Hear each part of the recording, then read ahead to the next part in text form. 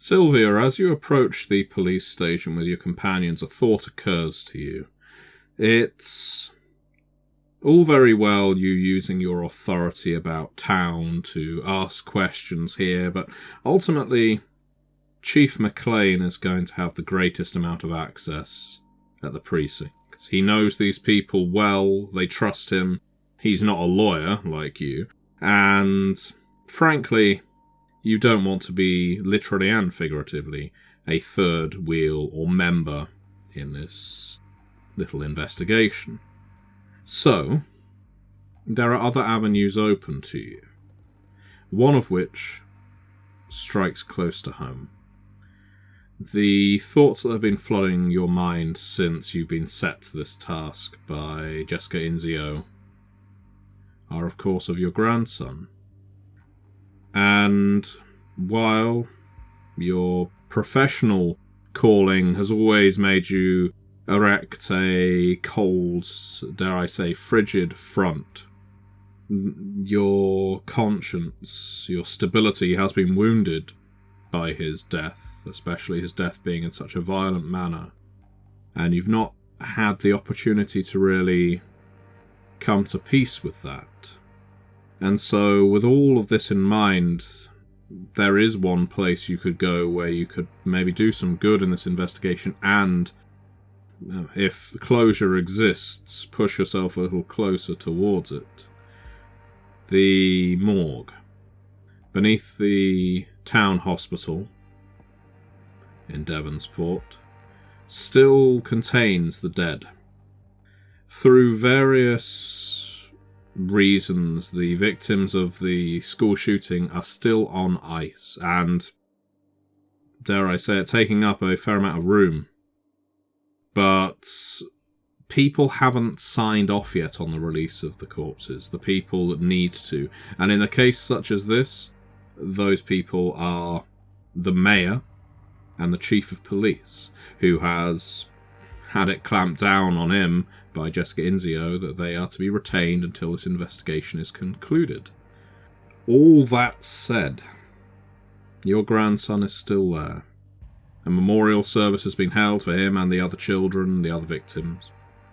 But his body is still there waiting to be handed back to the family and funeral arrangements made.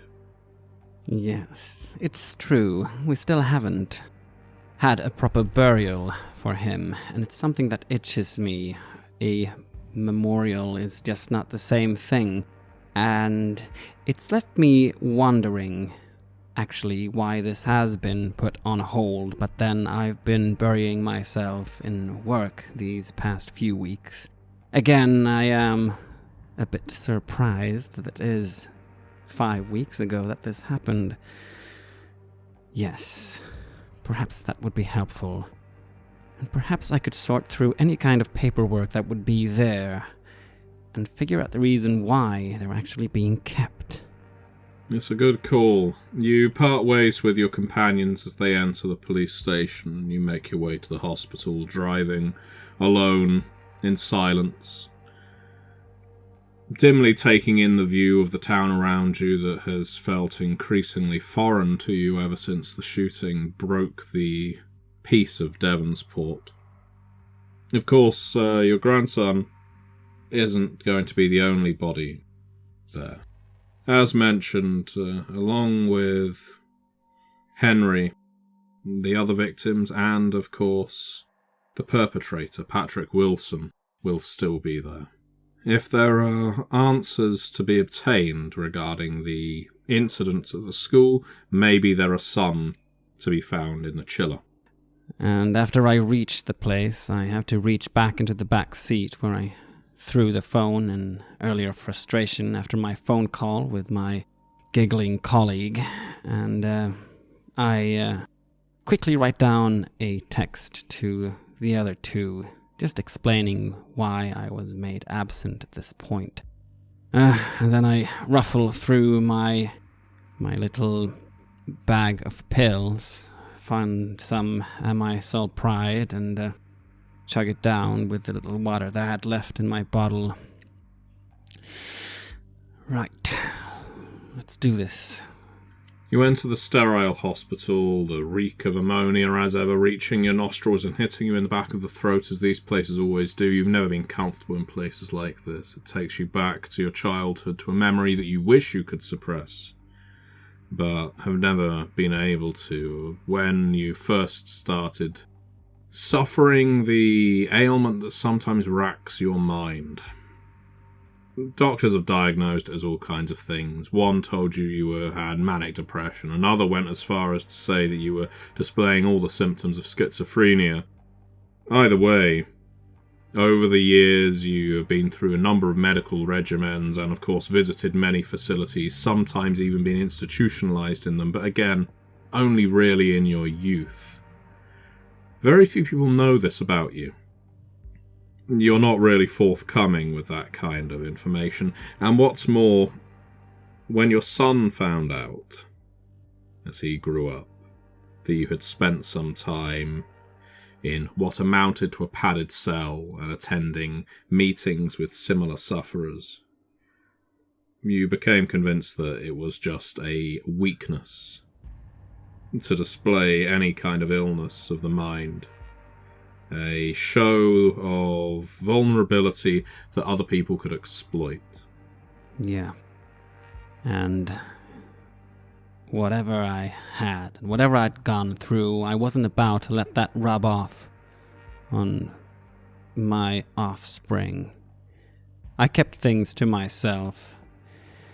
My then husband was ever supportive, but as I think of this, whenever it comes back to me, all I can extract from it is that his sympathy, empathy, if anything, it just helped making Richard weak.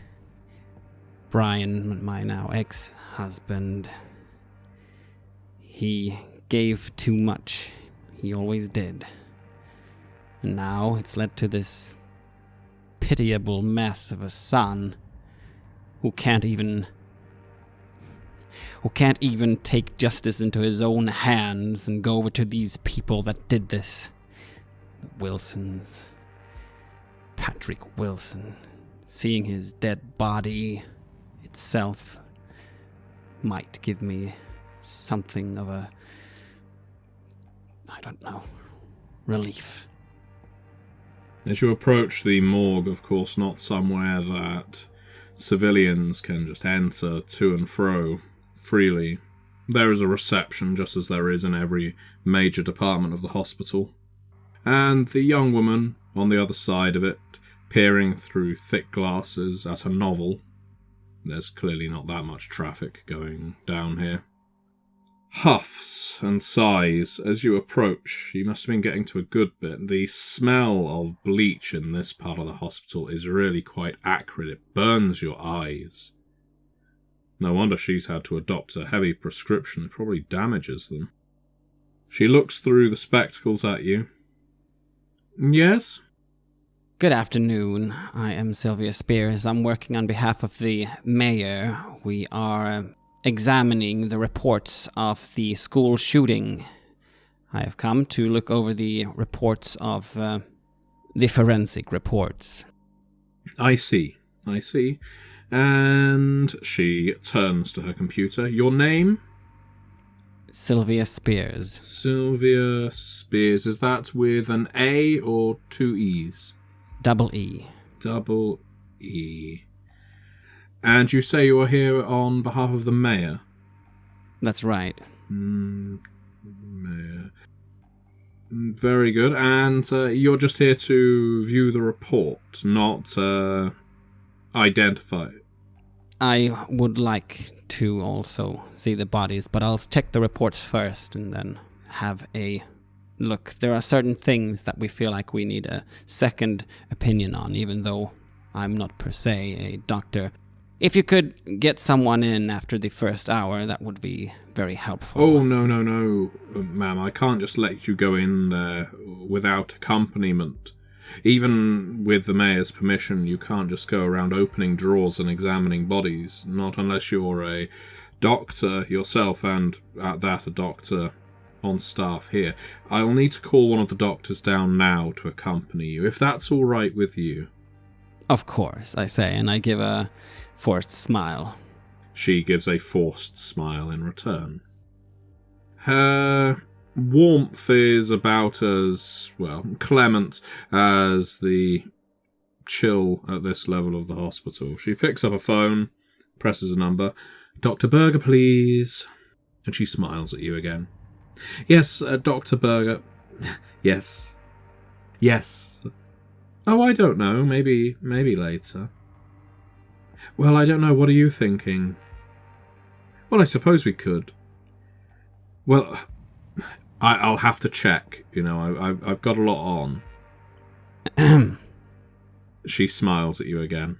There's someone down here who wishes to have access to the morgue and to view some of the bodies. No, not a doctor or a member of the staff. And she checks the screen again and squints through her spectacles. Sylvia Speers. Spears. Yes, like the, what was he? Minister of Armaments or something? Oh, no, you're right. That's just Speer. Well, yes, I mean, she says she's here on behalf of the mayor. Okay, that's fine. I'll let her know. So, Ms. Speers? That's right. Yes, Dr. Berger says he will be down here as soon as he's finished his lunch. So if you'd like to take a seat, we have some reading material, or I can show you where the coffee machine is. Could I, perhaps, do you have access to the reports if I could start reading them in the meantime? She winces through her teeth. I can't, even though you're citing the mayor, I can't just hand over forensic reports to just anybody, not without a doctor to sign them out. I'm sorry, Ms. Speers. As I say, if you'd like to take a seat, we've got some glossy magazines down there. I know they're a few months out of date. Local news, that kind of thing. Or if you want a coffee. I'm fine. A coffee would be nice. Yes, please. I'll sit over there. She points you in the direction. She doesn't make a gesture as if she's going to get up and get the coffee for you. The machine's down there. It takes dollar bills. And cards. I give another smile and I turn over to go over there and get this coffee. It'll be nice, actually. Yeah. Get that, and then we'll wait for this Dr. Berger to have his lunch finished. You can see your reflection in the coffee machine's plastic coating. Leaning forward to check my makeup, make sure it is immaculate as ever. You do look pretty sharp. Despite the heat of the motel earlier and the stress you've been through since then, you're still looking like you could take down a suspect in the courtroom, as you often have. You've found a way, you've got the perfect combination of makeup and hairstyle, sharp outfit, and heels just tall enough to give you poise, if not dominance. And you've mastered that look. Hell, there are some people in town that would probably say Sylvia Speers hasn't changed much in the last 20 years. Yeah. And that is how I intend to go on. Can you make a soul roll, please? See through the illusion. 12, so a slight complication here. You feed your dollar into the machine and take your coffee, and then spill it. Because as you look at your reflection and check your makeup while handling the cup of hot coffee, it's not just you looking back through the reflection. You can see the scared, tear-stained face of your grandson Henry, just by your side, looking younger than he was at the time of his death, clutching onto you, scared. You can't feel him, but you can see him. And this isn't a case like in some cheap horror movie where you blink or you look down and he's not there. No, he's not there, but you look back at the reflection and he still is. I spill the coffee at first. I pull back my hand and I just stare at the illusion.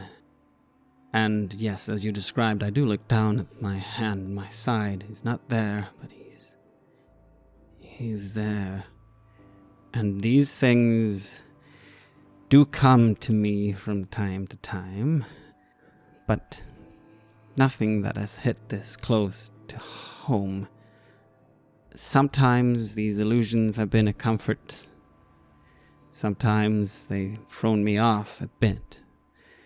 But this is different.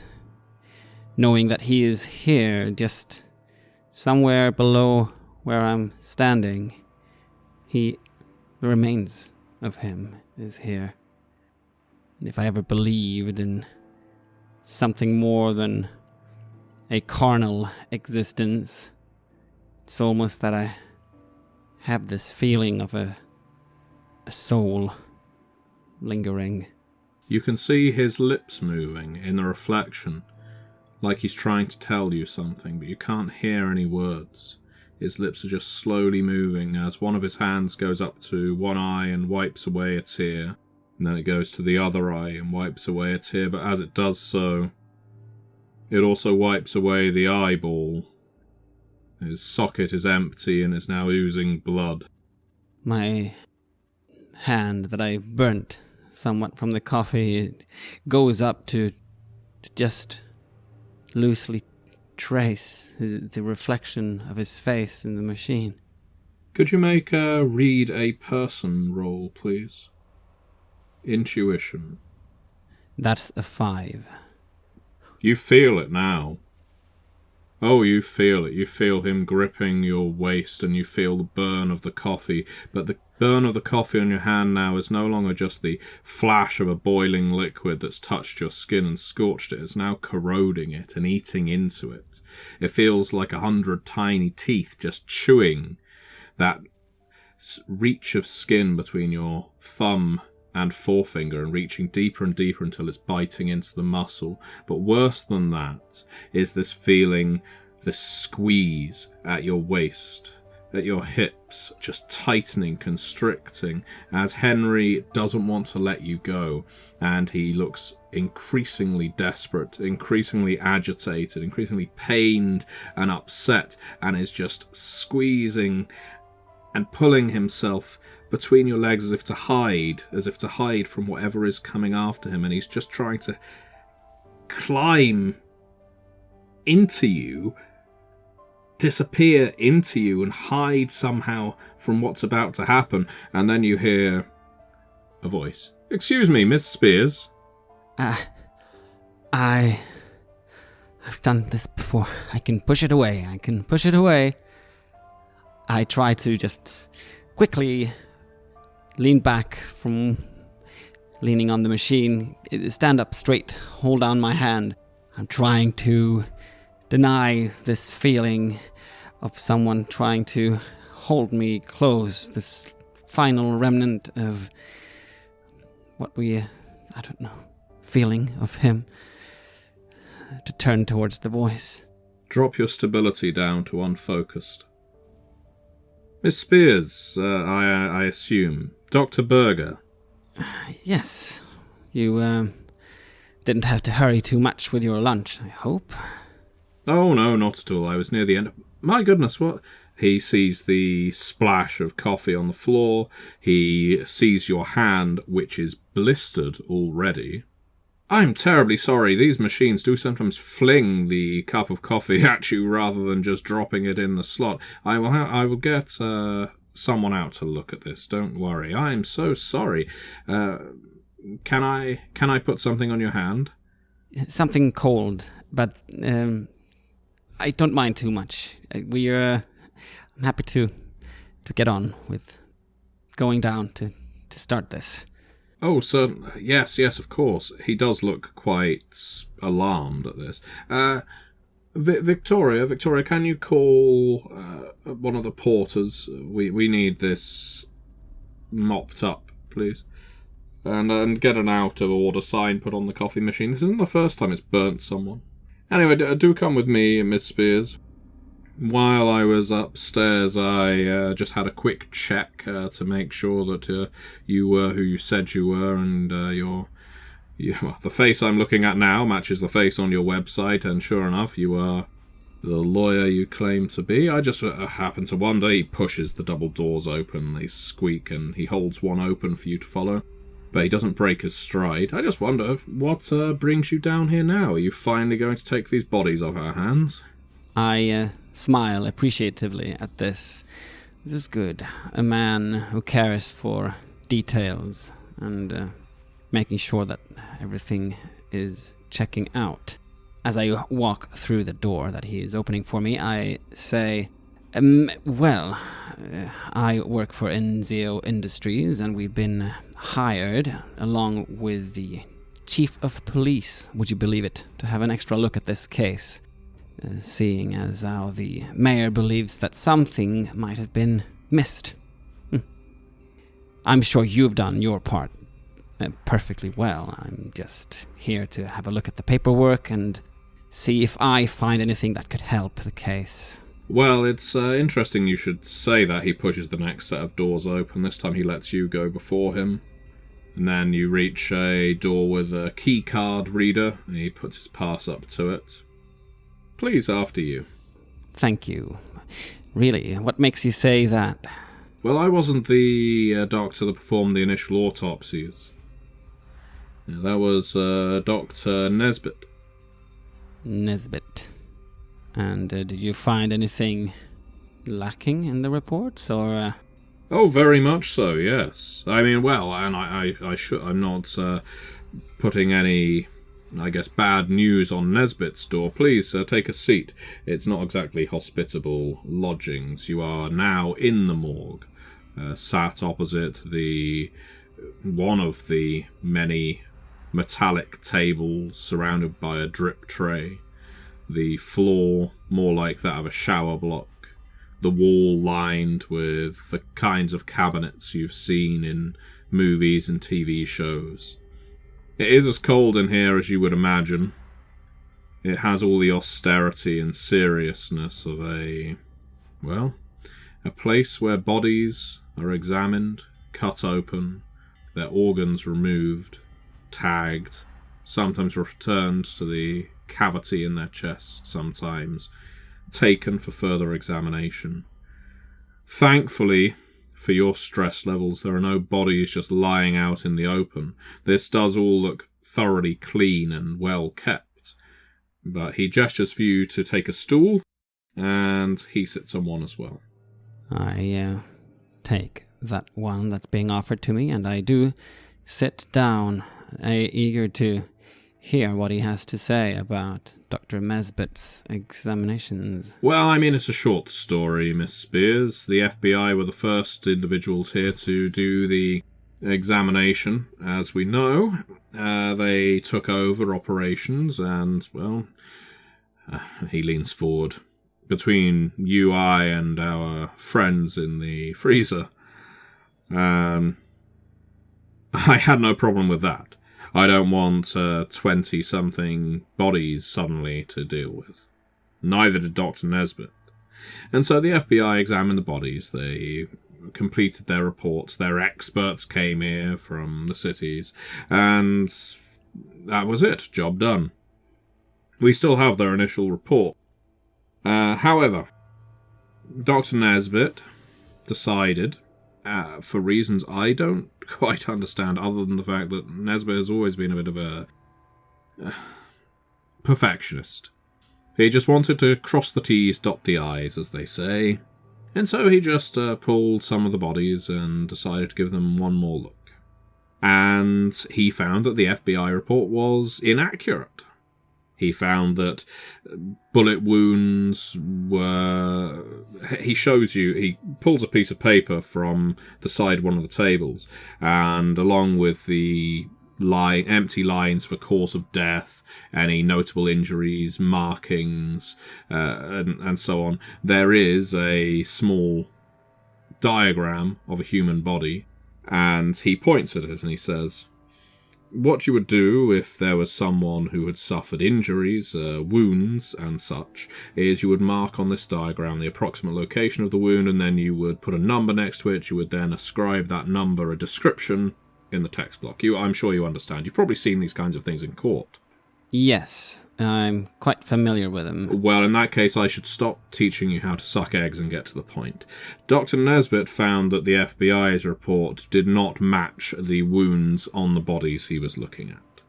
Now, rather than Nesbitt coming to me with this and asking for a second opinion, he decided he would do the diligent thing. I was on vacation at the time.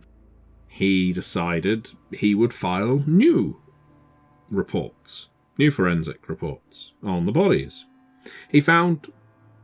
He found most of them. He found most of them were roughly similar, but some of them were markedly different. So he did a new report for every single body and sent it to the FBI. My eyes have narrowed throughout this, thinking to myself, why would the Bureau go through the trouble of doing this the wrong way? Who was leading that investigation? And then side thoughts, I have to brush them aside. I need to be present for this. Interesting. And what did they say when they got this new updated report? Well, of course they disagreed with him. They essentially felt like he was impugning their, not honour, but their professionalism. And so they said, well, we will have to send someone down. And Nesbitt said, no, that's not necessary. Just sign off on my report. So they were on the phone. By the time I came back in, this discussion was still going on. And so I said to Nesbitt, it's fine. I'll take over. And so I examined the bodies. And do you know what I found? I assume that perhaps something closer to your colleagues' examinations. Ha! Quite the contrary. Some were as the FBI described, some were as Nesbitt described, but neither party was exactly correct. What do you mean? Wait. Yes, please, go ahead, ask. You're saying that some were reflecting the FBI's reports and some were reflecting Nesbitt's? Were any not accurate at all? Oh, some were roughly accurate, but and indeed far below the diligence I expect from my good colleague. And again, I'm not accusing him of being unprofessional. Nesbitt is among the finest morticians you're going to find, but I couldn't explain it. I couldn't, how they say, tie that knot. It didn't make sense. The FBI were right on some of them, Nesbitt was right on some of them, but they were not equally correct or equally incorrect. I can understand you're confused, I'm confused as well. My gaze goes slowly over to the cabinets on the wall, and a slightly disturbing fantasy hits me of all the bodies lying in there and them slowly changing shape, their injuries changing by the hour. That is... anything else that stood out? Anything with regards to who was shot by what kinds of weapons, or anything that didn't match with what we know of the actual shooting? Well, I'm no psychologist, and nor am I a police officer. It isn't my job to understand who was shot or why, really, beyond cause of death. And regardless of the wounds these corpses have displayed to the experts who have examined them, they are all lethal wounds. Don't get me wrong. And so we still have the vast majority, not all, some bodies have started being released now, we've finally got permission, but we do still have some bodies on ice here because we cannot make sense of it. And if I sound a little confident, please do not mistake that for assuredness. I am intrigued beyond anything I have ever worked on before. I have written to one of my former professors at my university that she needs to come down here as well to have a look at these, because I've tried thinking, well, if the FBI see one thing, if Nesbitt sees another thing, and this puts the shakes into Nesbitt when I see something different as well, because Nesbitt and I ultimately, of course, started examining the bodies ourselves. Well, I should say, we started examining the bodies together. And of course, when we look at them together, we each see the wounds in the same places. However, we check them the following day, and we can both see that those wounds have moved. How is this? Has anyone ever reported anything similar to this? The closest I can say, and in case you're wondering, this is why we've kept hold of these bodies. This is a medical anomaly, but the closest I can say is there have been some cases, usually when a body is exposed to extreme temperatures, that skin, that organs, the viscera, it can contract, it can expand, it can change its dimensions. So you would say that from one day or week to the next, you could open the same drawer here on the wall and the body would have changed, the injuries would have changed. Yes, and this is where the problem rises, because I could explain it, I could rationalize it away if one night or one day I looked at the body of, let's pick Patrick Wilson as an example. I was going to ask about him, if there were anything different about him.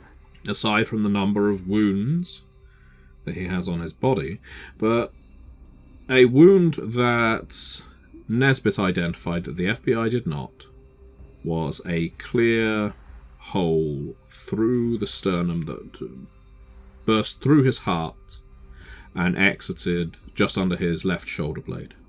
A clean through wound, I think a lot of people would describe it as. Now, if I, given the notes regarding bones that had been destroyed and the heart had been destroyed as well, if I then examined that same body a day later, and I found that the wound was an inch or two to the right, but had somehow still damaged the same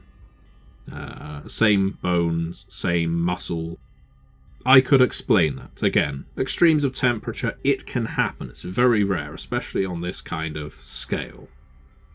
But instead, what I found was an intact sternum, an intact heart, but he still had the wound under his left shoulder blade.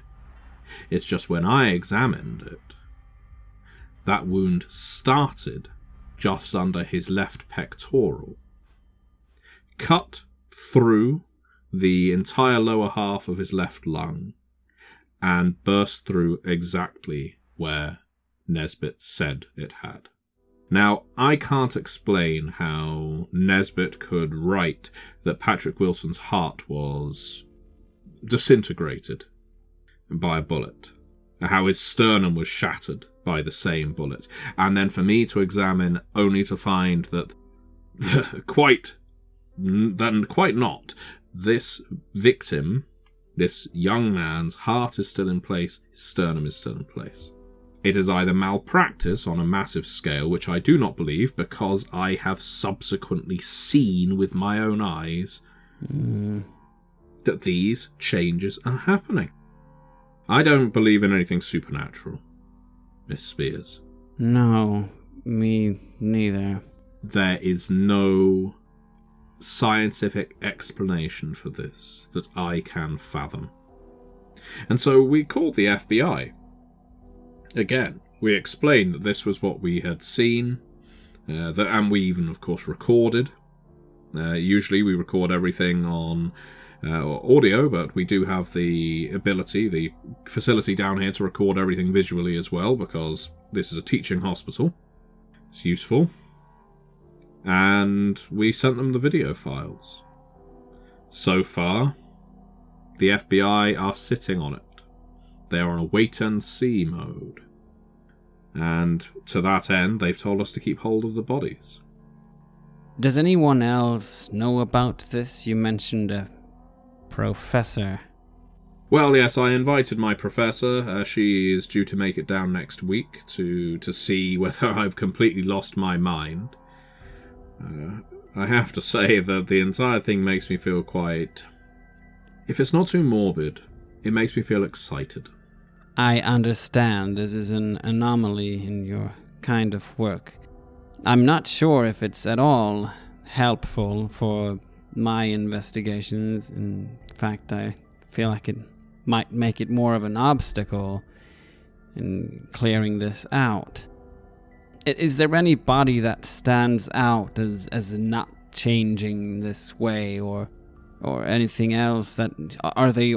This is the whole. Why did you decide to release some of them? Some of them, the changes were minimal.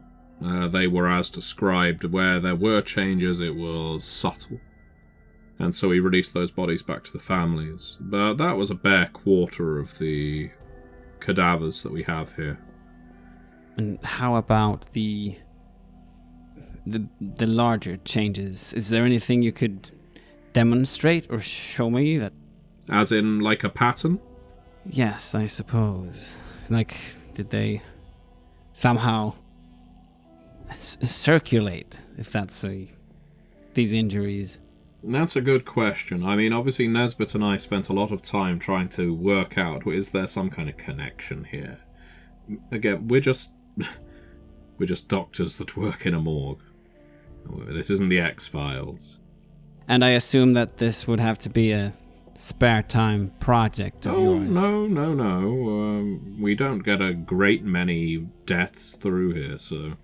I mean, typically, if there isn't a cadaver being rushed in, we'll be working in a different part of the hospital.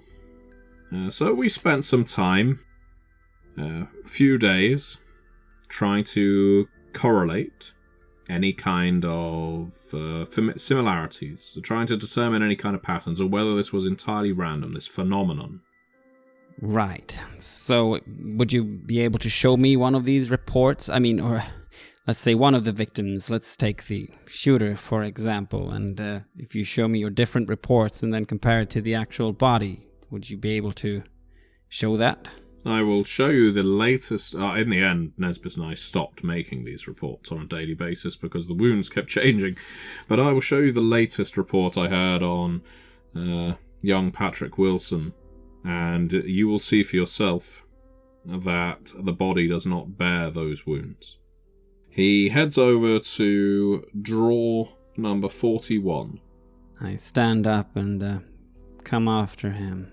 I must ask, have you ever seen a corpse before? I have. Not children, I think to myself. Well, I know I've spoken with a certain amount of giddy enthusiasm, but it's only prudent of me to suggest that you take a seat. If I'm handling a corpse or transferring it to the table, I'm not going to be able to catch you if you fall. I do as you say, feeling slightly ridiculous, but I'm not gonna make a fool of myself by falling over somewhere. He extracts the drawer. There's a body in a translucent bag, zipper from head to toe, currently zipped up. He rolls the drawer out. It's clearly an extractable bed, and raises it to the level of one of the examination tables, where he unzips it, and you get your first glimpse of Patrick Wilson. The young boy has been brutalized in a hail of gunfire. His torso, his head, have been shredded in places. Just chunks of flesh ripped clean out. There are numerous holes around his chest. One of his nipples is completely gone. There is a clean puncture wound straight through his throat. You can actually see the bed, or the metal, of the surface glistening through the other side. I stand up slowly with fascination and a general curiosity of what my own reaction will be seeing this. Make a keep it together roll, please. 10. You find yourself holding the side of the examination table. You don't think you're about to faint. It's a mix of emotions. There's, of course, as much as you don't like to feel it, sympathy. This was a young man, in his teens, and no mercy was shown. It's a horrible, violent way to go. But combined with that sympathy, overriding it is that sense of anger. The sense of injustice. He got what he deserved. Henry, your grandson, all those other kids, that teacher, they didn't. They were victims of this monster, and how peaceful he looks in death is clearly a lie, because he was not that man in life. No. That bastard got what he deserved. I'm sorry, Miss Spears? I was saying, did you have the file so that you could show me the comparison of the injuries from what I'm seeing in front of me? Of course, here you go. If you need me to explain anything, I'm right here. But take your time. Thank you.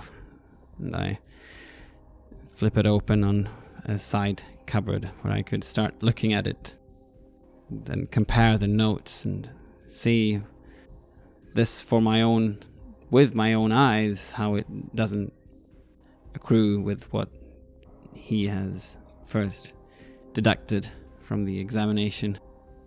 This incredibly macabre game of spot the difference goes on for a little while, mainly because of the sheer number of injuries that Patrick Wilson endured before he was left to bleed out.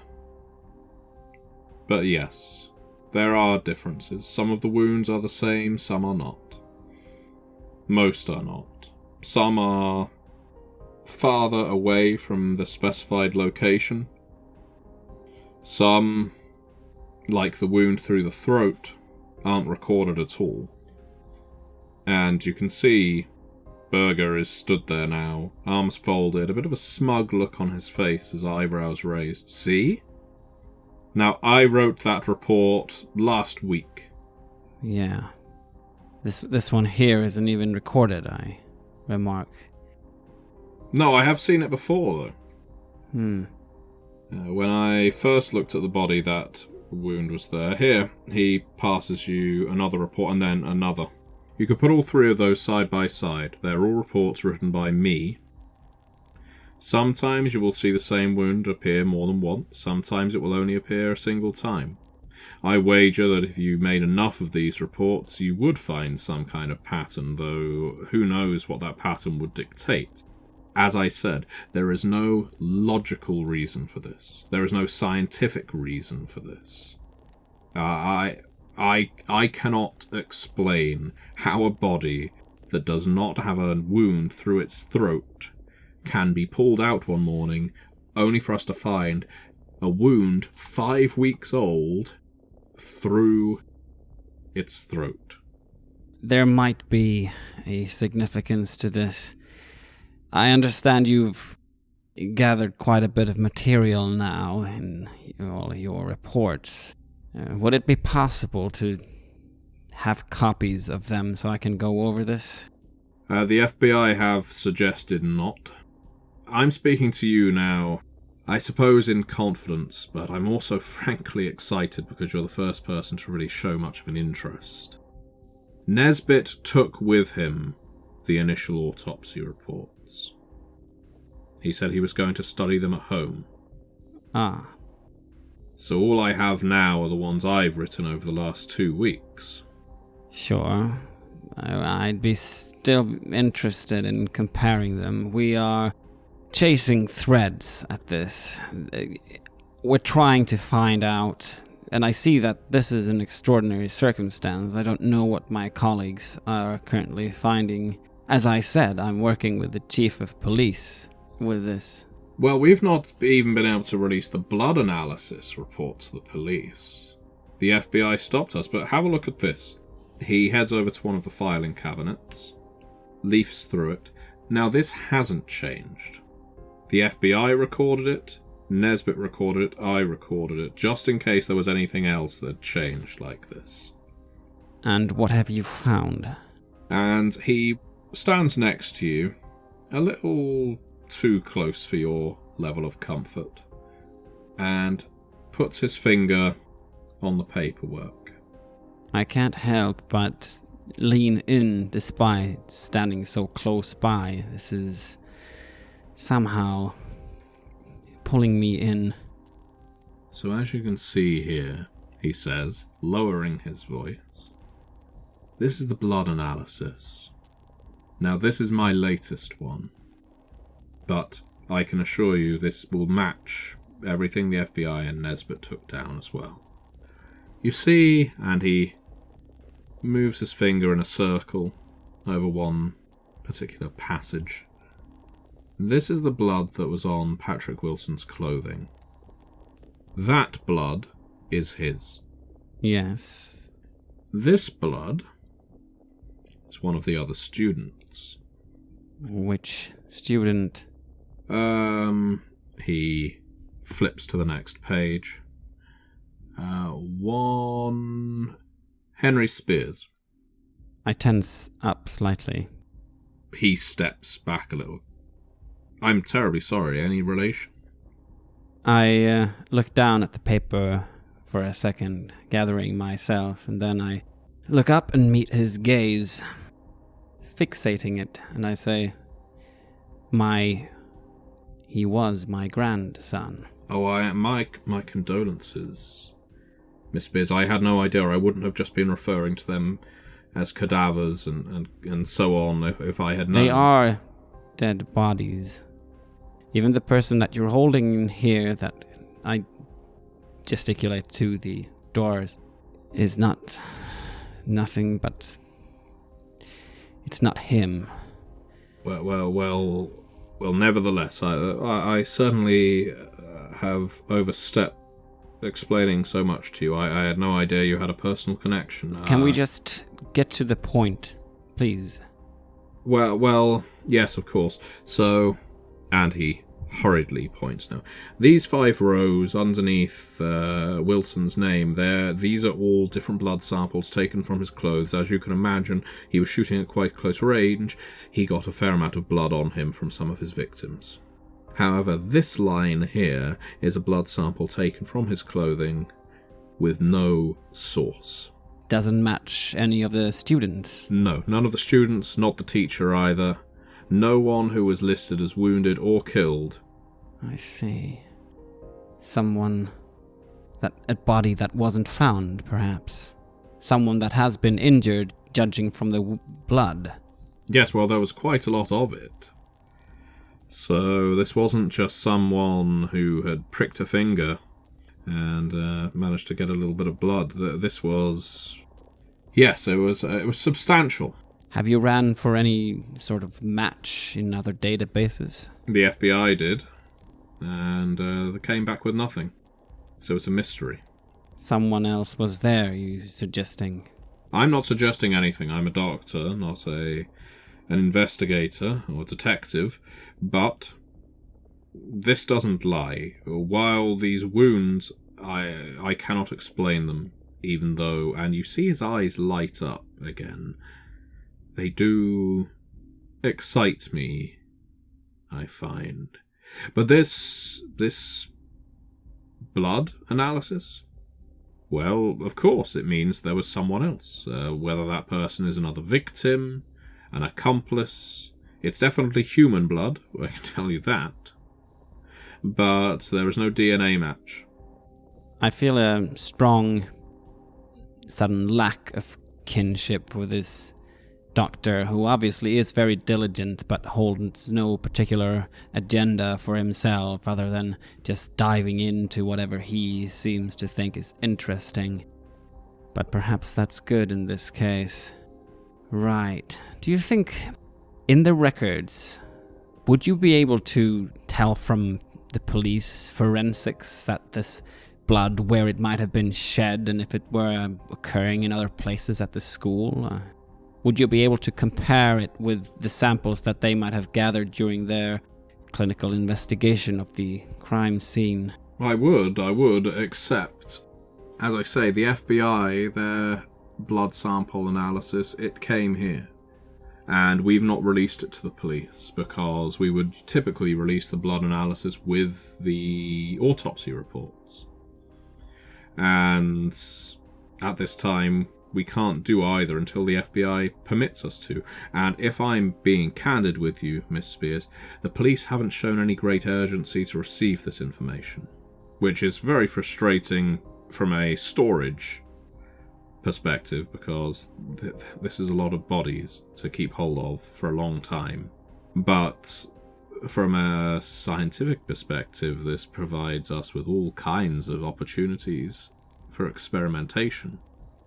Because, again, I cannot, and he slaps his hand down on the table very close to Patrick Wilson's head, explain to you any of this. And that, well, you have to understand the appeal of such a mystery to someone in my profession. Of course. I see your fascination with this case. I'll feel like I need to somehow, if we're going to do this in proper legal proceedings, get into the contact with whoever is running the investigation on the bureau side as well. Do you have a name for me? An Agent Sullivan. Agent Sullivan. Agent Sullivan in DC is our contact. But, I dare say you won't get any more information out of her than we have. I would assume as much. And to me, this is an urgent case that I would love to understand more of the circumstances of. I'm not going to venture into the supernatural just like you. Oh, no. There must be an explanation. If I could somehow look at the reports and see what correlates, if there are any patterns of these injuries, I don't see how it could hurt anything that they might be investigating in parallel to what we're doing. Well, I will give you the reports I have, and you can look at them on this site, but again, I can't release them. Nesbitt's already taken half of the material, and I'm pretty unhappy about that. I understand. Well, that's appreciated. I'd like to do that. Finally, a personal favor. As you happen to bring up, quite by accident, my grandson was part of the shooting. Since I'm here on professional business anyway, would you mind terribly if I saw the remains and just... I was hoping that maybe it would help give me a final bit of catharsis. His facial expression, his frankly eerie enthusiasm for all of this, drops, and he looks at you blankly. Catharsis, closure, moving on, they're all myths. We fragile mortals try to face the unknown, the scary, the dead, in the hope that it will strengthen us, that it will allow us to move past the fear that we have of the inevitable. But it doesn't. It won't. It can't. If you feel loss now, you will feel loss in the future as well. But I will, of course, extract the body from the freezer for you. You are relative, and as long as you can provide a register of your identity at the reception, just in case there's any questions. I know who you are, but we can't just go around pointing people to your website. Thank you, Doctor. Thank you for the... Thank you. That's quite alright. He extracts drawer 15 and follows the same procedure as before, transferring the body of Henry Speers to another one of the tables across the room from Patrick Wilson, who still lays there, wounds on show. I'll leave you to make your peace. The paperwork is over there, and he points. He leaves you alone. I let him leave, and I take a deep breath, trying to shake this off, trying to just give a glance at the paperwork where he indicated. That's where the work is. I'll just look at this, at him, one last time, then I'll have the rest on file. I don't care for his preachings. I don't care. I have to see him. And I slowly start walking over, hearing the echoing of my heels in the barren room. The body of your grandson isn't quite so ripped to pieces as Patrick Wilson. He only bears 2 wounds, but both of them are fatal. One is what they describe as centre mass, passing just between both ribs, below his heart, but according to the report beside him, well, that report's inaccurate. That report says it would have punctured his kidney, but this bullet wound is far too high for that. Without manipulating the body, you can't see where the exit is, but finding the other wound is easy enough. It's his left eye. Now, you're not here to examine the body like a pathologist, like a mortician, like a morbid doctor, like Berger over there.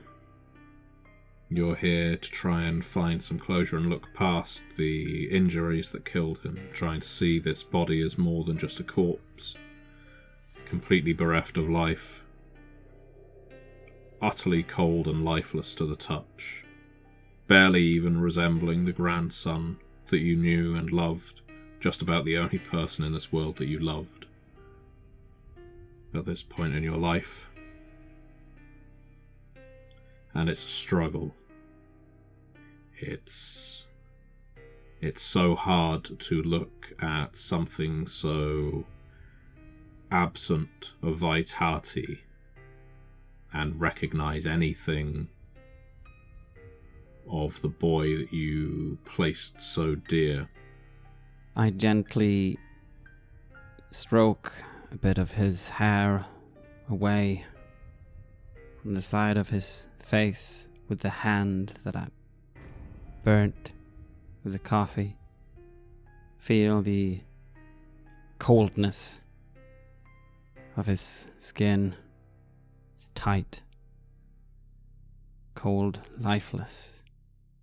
Draw for breath, and I just say, I'm sorry, Henry. I'm so sorry.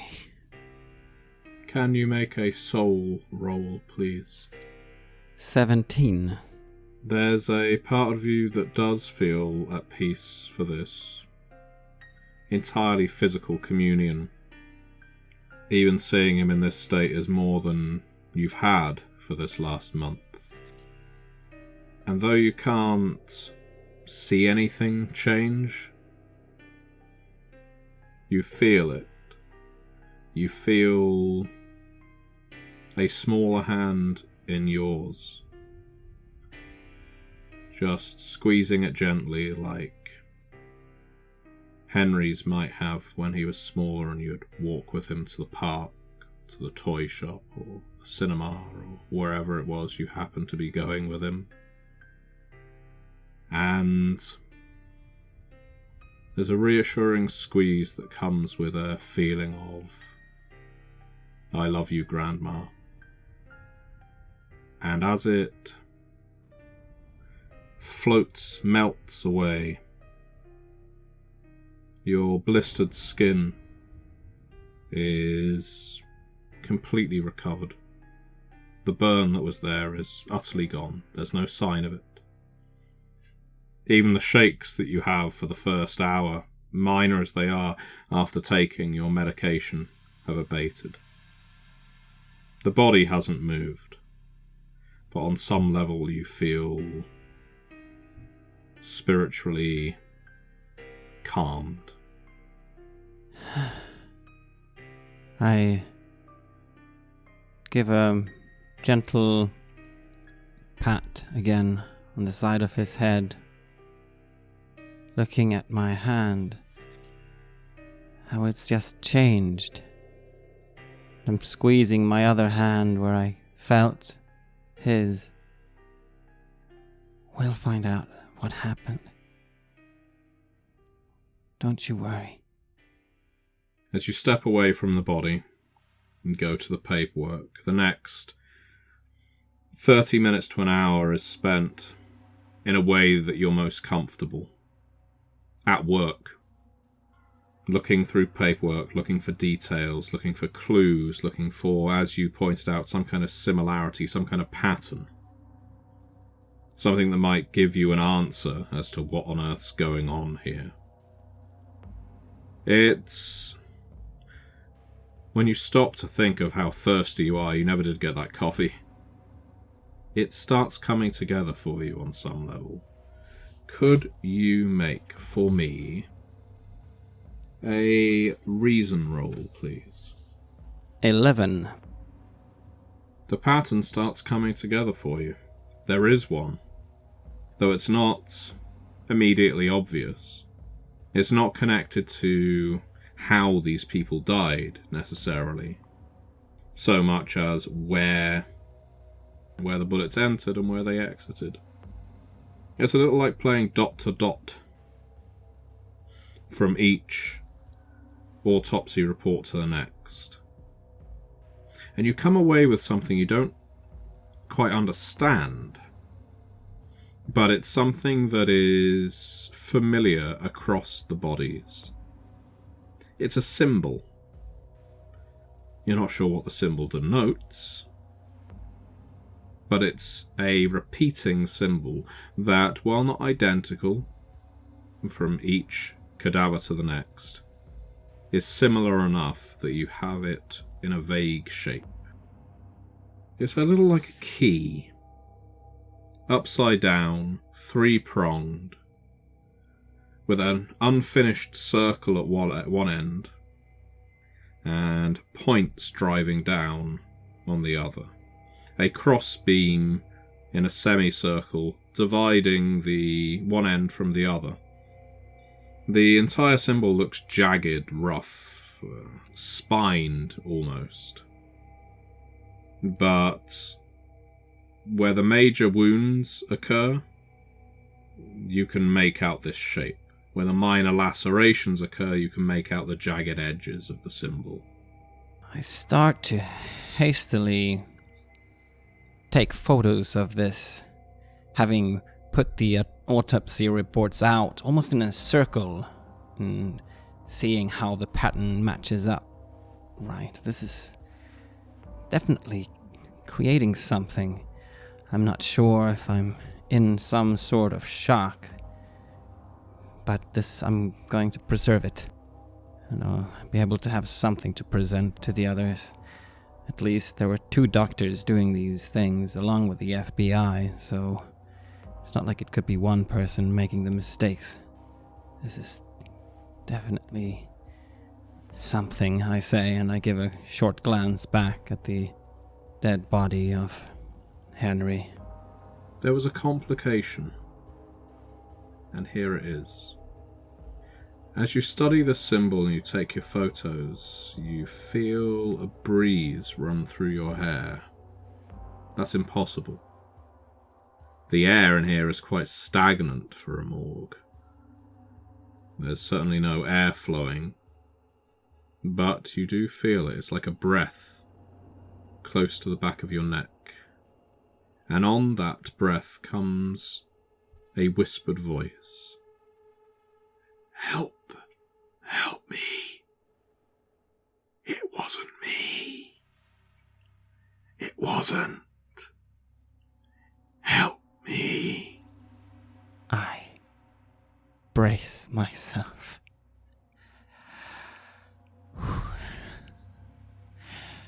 Almost knowing that something is about to come, I slowly turn around to see where the voice comes from. There's an old man in doctor's scrubs stood at the opposite end of the morgue, by the doors, a cup of coffee in hand, and he's looking at you most quizzically. What are you doing in here? Straightening up, I rub my arm a bit unconsciously, but I try to stop and straighten my skirt. I am helping out with an investigation, and who might you be? I'm Dr. Berger. Who let you in here? I was let in by someone who called themselves Dr. Berger. I'm afraid not. I'm Dr. Berger. Look. He walks over to you, shows you his pass. There's a young woman on reception out there, Victoria. She said, you must be Miss Spears. He said you were waiting for me. I came down. You weren't there. She said that she saw you by the coffee machine and then you were gone. Guessed you grow tired of waiting. And you're saying I let you in here? I've been upstairs having my lunch. Does this person look at all like the Dr. Berger I met? No. The Dr. Berger you met was tall, broad-shouldered, probably about 20 years younger. Someone let me in, claiming to be you. I obviously don't have access to the doors. And I look back at where the reports were laid out and the patterns that I saw. All you're looking at now are single reports for every single body. I was going. I'm doing an investigation. Yes. Victoria told me something of that kind. I was wondering if you'd noticing anything that stood out in the autopsies of the young students. Nothing in particular. Most of them shot with an M16, except for Patrick Wilson over there, who was taken down by the cops and their handguns. Were you the one performing the autopsies? Well, the FBI performed the initial investigation. I then had to correlate them. You and a Dr. Nesbitt? There's no Dr. Nesbitt here. It's just me. I send my reports off to the FBI because they need to sign them off before we can release the bodies. And they've been very slow in doing that, I can tell you. That's why we've got so many of them clogging up our freezers. Did you take these two bodies out?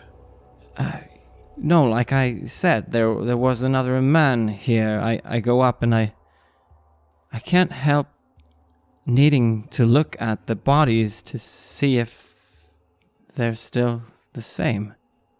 They are not the same. Well, your grandson's is, but Patrick Wilson's is not. That wound in the throat is gone.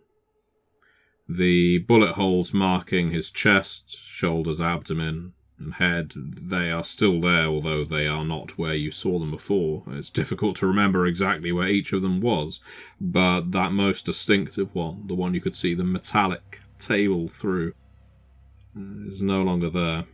Listen, I think I should probably ask you to leave. I don't know who you've been speaking to or who let you in here, but I can't just be letting a private citizen pull the bodies from the freezers and start rummaging through our paperwork, mayoral connection or no. Yes, that's, of course. I understand, yes. There's been a misunderstanding, I say, and I feel quite taken aback and a sudden urge to just leave. Okay, well, you have a good day. I'll obviously tidy up in here. Don't take any of this paperwork with you, mind you. It doesn't belong to you. I know. I was going to. We. If you come up with anything that you think stand out or something that you feel is missing, please contact me. And I give him a business card. Sylvia Speers, right. If I find anything that stands out, you'll be the first person to know. I appreciate that. I try to smile, but I feel, I'm starting to head for the door. He slurps his coffee loudly, and his eyes follow you as you leave the room. The morgue doors swing shut behind you, sealing the air in with a noise as you make your way down the green painted corridor back toward the reception where you encountered Victoria, your heels clicking on the tiled floor, echoing around you.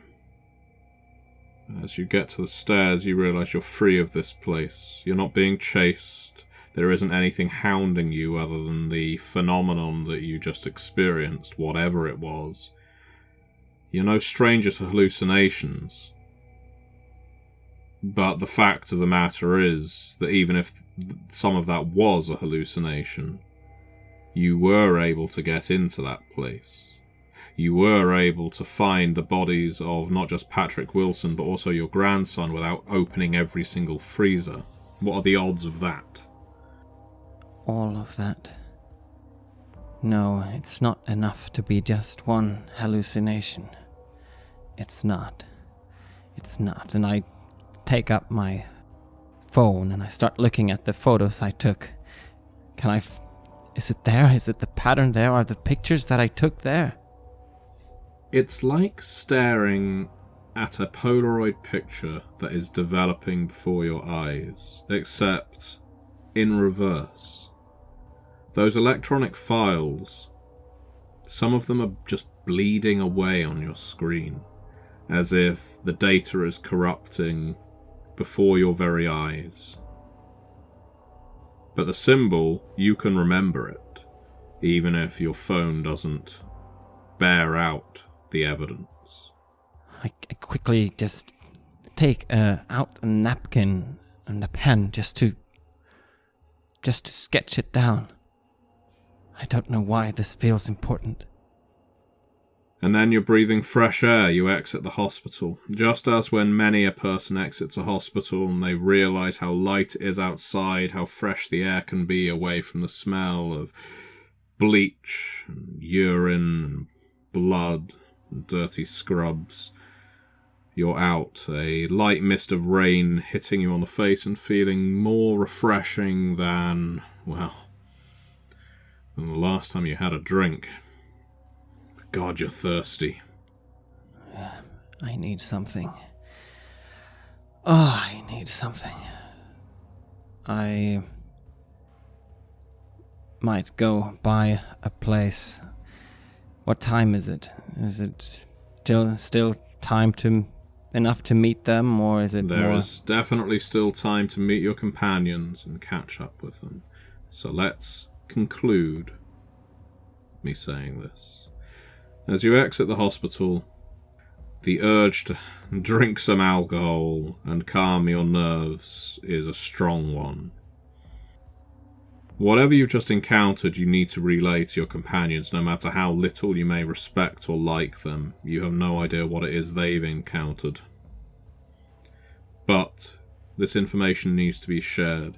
There's still other places you can go, still other people you can meet, questions that need to be asked about this. There's still that burning feeling in your mind that you need to confront the Wilson family. if your son won't. Maybe you can, under the pretense that it's all part of this investigation. But maybe your companions have taken that from you. Maybe they've already done it. You won't find out unless you call them and meet up with them and share what little you know. And so, it's time to raise your phone to your ear and get in touch with the Chief.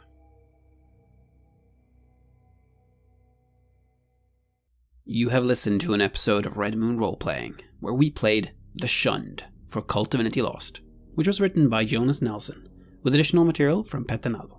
The Shunned was released as part of the Screams and Whispers scenario collection. Our game master was our dear friend Matthew Dawkins, and the series has been sponsored by the fine folks at Helmgast. The music was made by H.M. Carceri, featuring a number of collaborations with other artists, and was used with permission from their label, Cryochamber. Check out their website at cryochamber.bandcamp.com or their YouTube channel for some moody dark ambient. We would like to give massive thanks to our champions of the Red Moon: Martin Heuschober, Nastasia Raulerson, Simon Cooper, David, Julián, Camilla, Ludwig Manford, Bob Lange, Julián, Cameron, Xabier, and Antxon for their generous support. And we would of course also like to thank all of our other patrons. Without your support, the show would not be possible. If you want to support our work, please check us out on Patreon. You can get access to bonus campaigns for KULT Divinity Lost and Coriolis there, as well as get early and raw access to all of our recordings. You can also hear your name read on the show as a champion of the Red Moon, as well as play KULT with us. Most importantly, that support is what keeps the show going, so do check us out there. Thank you again for listening, and remember, death is only the beginning.